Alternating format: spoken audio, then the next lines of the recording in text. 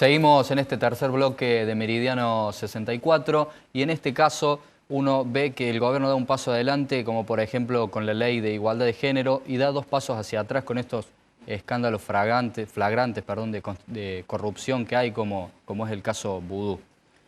Bueno, primero hay que decirlo que, si bien es cierto, hay proyectos que son del Ejecutivo, estos son tratamientos del Legislativo. Es la legislatura la que aprueba estas leyes. No es que concede el gobernante buenito, concede el derecho. Esto hay que insistir mucho porque la gran riqueza de la cultura y la legislación basada en derechos humanos es que los derechos son del ciudadano, los derechos son de la persona. Ya no es más, como se decía antes, es sujeto de derecho. No, la persona es que tiene derechos, son intrínsecos a su condición de persona, no dependen ni del monarca bueno, ni del gobernante bueno, de nadie le concede al ciudadano su derecho. Es obligación del gobernante garantizar esos derechos.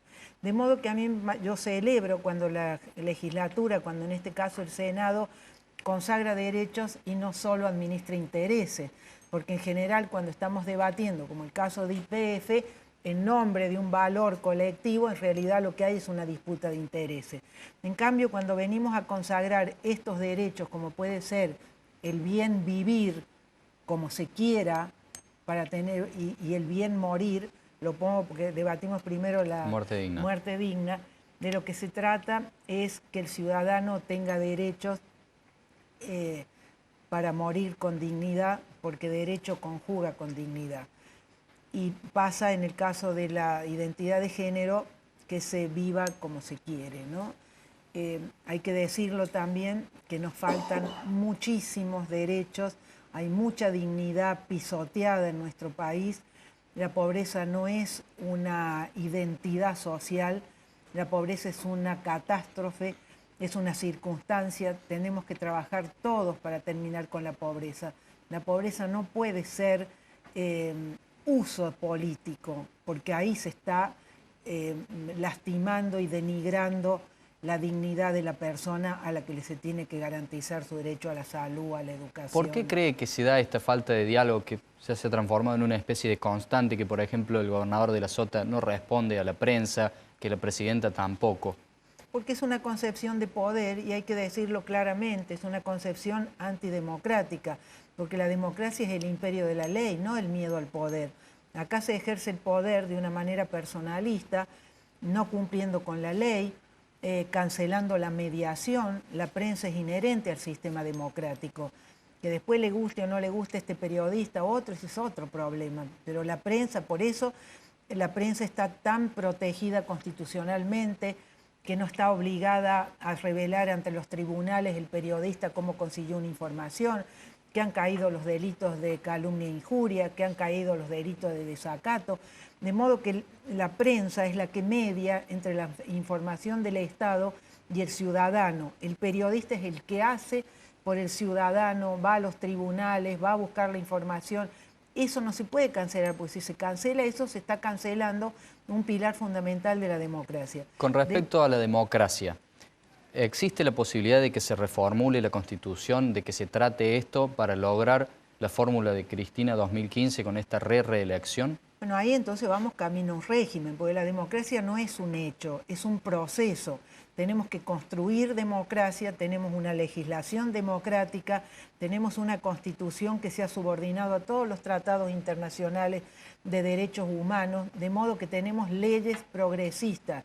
La reforma del código también es un avance que demanda estudio, que demanda debate, que se tiene que cocinar a fuego lento, porque esto es la solidez de un sistema.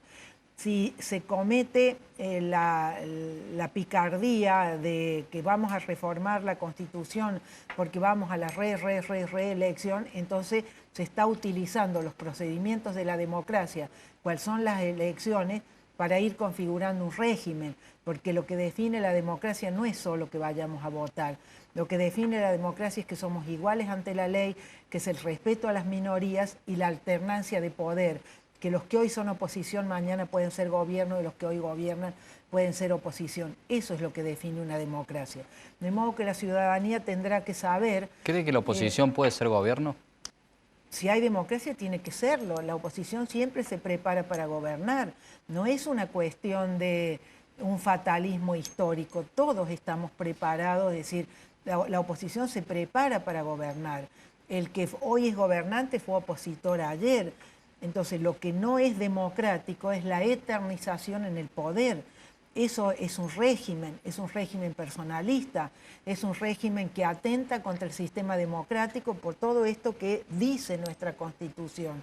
De modo que si se reforma la Constitución es probable que se la reforme para dar legitimidad a lo que ya es un hecho, que es esta concepción de poder, de creer que porque se tiene el poder después se distribuyen los derechos, cuando es exactamente al revés.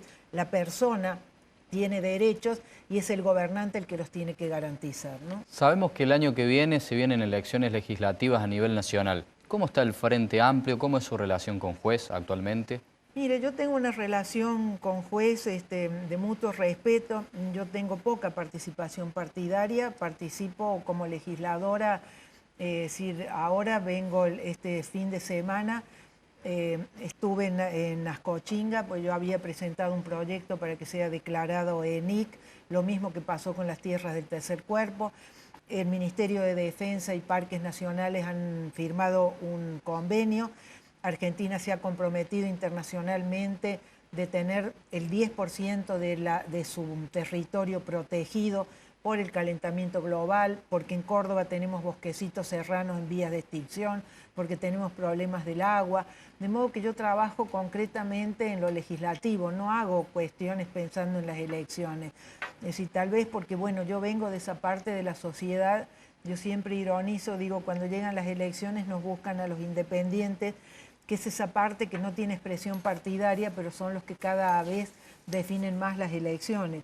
Yo cumplo con mi actividad legislativa, tengo una relación de respeto mutuo con Juez y he participado en el Frente Amplio y sigo participando, pero lo que tengo como prioridad es mi actividad legislativa. Sabemos que ha escrito un libro hace 10 años y que recientemente va a ser presentado dentro de poco tiempo. Coméntenos de su trabajo. Yo volví a Córdoba a escribir ese libro. Muy lejos estaba de mí imaginar que después iba a participar en política.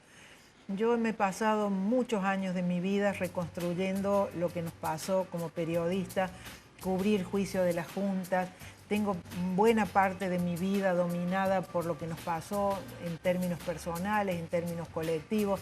Me he pasado escribiendo, me he pasado escuchando testimonios. Después tuve otro periodo de mi vida preguntándome por qué nos pasó, que creo que es el gran debate que tenemos que darnos. Cuando un país tiene violencia, cuando los hermanos se enfrentan y se matan entre sí, cuando un país ha quedado rezagado del mundo y de sí mismo porque ha tenido solo dictaduras, y paradójicamente lo único que nos dejó ese tiempo es que todos queremos vivir en democracia y queremos vivir en libertad. Y ahora me pregunto qué vamos a hacer con el pasado. Me perturba que tenemos 30 años de democracia y aquellas generaciones que han sido educadas en libertad, que gozan del privilegio que no ha tenido generaciones en 100 años, tengan tan poco compromiso con la democracia. La democracia es el respeto al otro. Creo que estamos en la hora de que los argentinos nos reconciliemos con nosotros mismos.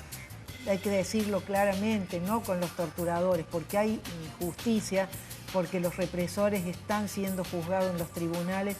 Creo que está en la hora que los argentinos en un debate respetuoso nos preguntemos qué queremos hacer con el pasado. Y es un debate que realmente ha entrado en la sociedad. Lamentablemente nos tenemos que despedir hasta el próximo lunes a las 21:30. Le agradecemos, senadora Morandini, la verdad, su presencia en el programa. Y le invitamos a que cuando presente el libro se llegue por aquí, por el programa, para charlar más en profundidad. Bueno, gracias. Hasta el próximo lunes, entonces.